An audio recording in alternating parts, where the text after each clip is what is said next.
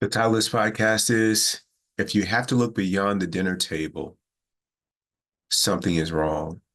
This was inspired by Sterling Sharp, who is a former wide receiver of the Green Bay Packers. Shout out to John DeCuna. And he was world class. And he shared this in a podcast in which he was on stage with his brother and another former player. And he was talking about like who were the people that inspired him and were there other sports athletes. And he said, I grew up that the most inspiring people that I had in my life or that I knew of, they were at my dinner table. So in the form of my parents and my brother, and my brother's younger, they were the people that inspired me. And that got me to thinking, like, did I have that same experience? And fortunately for me, I had a mother who was 3.0, not just, 2.0, but she was 3.0. And she was incredibly inspiring to me along the way.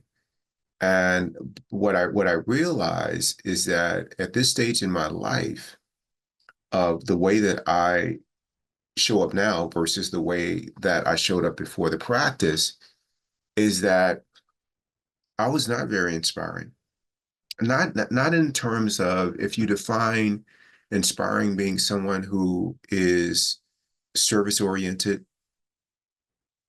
who gives to all people, regardless of what their beliefs are, regardless of who they love, that you just want to love and contribute and serve. You work on not judging, of not always being right, of living and leading with an open heart. If you describe that as someone who's inspiring, I fell short. I complained a lot. I judged a lot. And I was very critical of myself and other people. And I just had these behaviors, these default behaviors that were pretty negative. I thought they were positive, but they were pretty negative. And so in that respect, if I was sitting at a dinner table with colleagues, they would have to look past me to find someone who was inspiring. And the same thing with my friend group. I mean, there were some aspects of what I did that they say was motivating in terms of my discipline when it came to exercise and nutrition. And when I say I'm going to do something, I put my mind to it and I do it. But in terms of like living a life that is about sprinkling kindness to everybody, of being loving, of cultivating inner peace and creating the space for that to occur for other people, nah, they would not have said Keith is inspiring.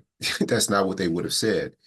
So I put that question to you as listeners of our podcast, which we are grateful to you for listening.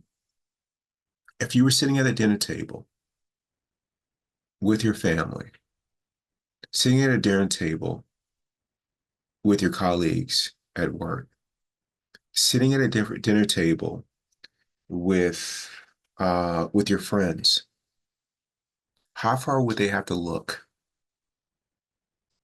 to be inspired?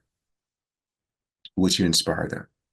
Let me tell you, if you're a person who is always making other people wrong, always finding and looking for ways to improve other people and what they aren't doing and what they should be doing according to the way that you see the world or how you think they should be showing up, they may not think that you are very inspiring. They may think the exact opposite. And there's completely a different way to move through life. I mean, I'm very fortunate that I have the kind of friends that I break bread with, that I work with. I don't have to look far at all because they are so inspiring to me with the way that they show up, the way that they live, the way that they serve and bless other people. It's a beautiful thing. And this may be a question that you can ask of your friends, you know, when it comes to you. Ask of your family. Ask them, like, hey, ask your kids, hey, listen, I heard this podcast, Keith was talking about, this thing, this statement that a former football player said that the most empowering people in his life were at his dinner table in the form of his parents. Am I an inspiring, what does an inspiring parent look like to you? And then, because you may be too much to ask them, am I inspiring? But what would an inspiring parent look like to you? And then you can determine whether or not you are living up to that mark. The same thing as a spouse or a significant other. What does that look like to you? And the person or you can do a self-assessment if that's the case. And the list goes on and on in terms of the colleagues and coworkers. Like, what if people at work, the leaders, ask themselves that question? What if the employees, am I an inspiring coworker? If we were breaking bread and someone said, I want you to point to the coworkers at this lunch table that are inspiring, would they point to you? Think about that.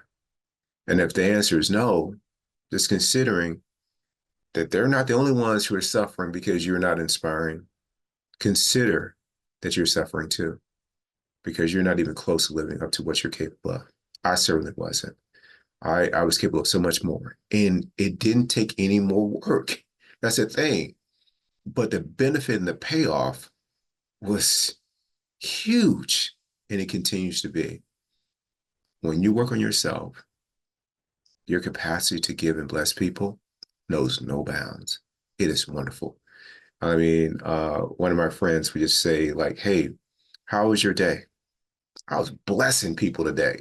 And that's what I want to feel like. I was blessing people today, whether they were aware or conscious of it or not. I was blessing people today.